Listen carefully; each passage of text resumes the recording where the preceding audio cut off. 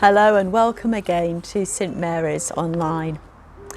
A big thank you to those of you who have already completed the survey and got back to me with feedback about our worship. And if you've missed out on that and you would like to give me some feedback on what's been helpful in these services in helping you to engage with God together in worship, and also any suggested changes you might like to make, then do please drop me an email. I'm interested to hear how things are going and if there's ways in which we can make it better. Our building is going to be open this afternoon again, and the Woodlands too, for private prayer, and that will be between 3 and 4 o'clock this afternoon. So I hope to maybe welcome some of you there. But can I again please reiterate that spaces are limited within our building, and also just to urge you to prioritise keeping safe, particularly in view of the recent outbreak of the virus again in Leicester. And our thoughts and our prayers go to all who are suffering there, all having to live with the uncertainty and difficulties of lockdown again. And so to our service for today.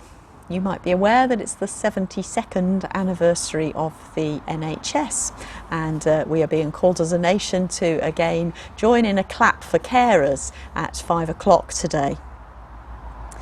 I was interested to read this history of the NHS.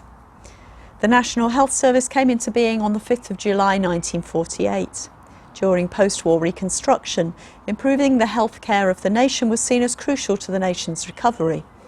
Beveridge, the architect of the NHS, identified 5 giants that had to be slain: want, disease, squalor, ignorance and idleness. The cataclysm of war provided the stimulus for radical reform. It was a momentous achievement, and in spite of early professional resistance to some of the proposals, it was born of a national consensus. Everybody wanted the new service to work.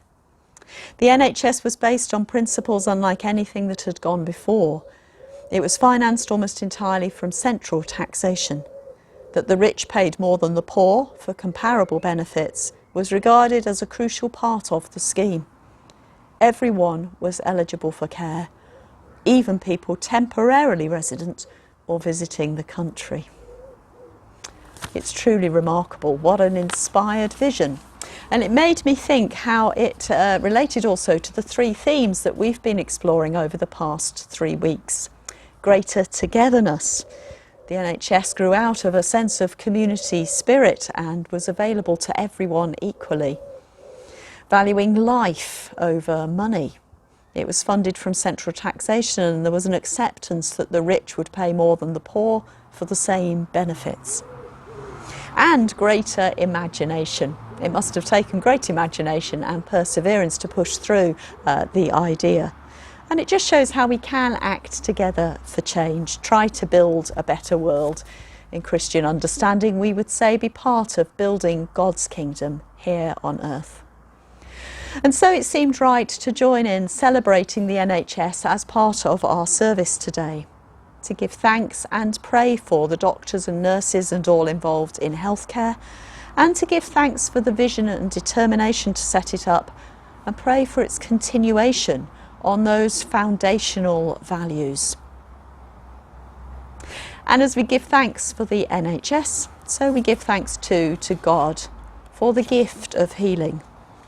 Sometimes miraculous healing that we see, and the more normal healing that we maybe forget still comes from God.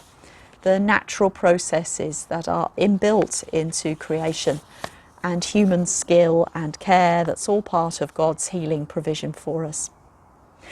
And of course, healing isn't just about physical healing, but about wholeness of body, mind and soul.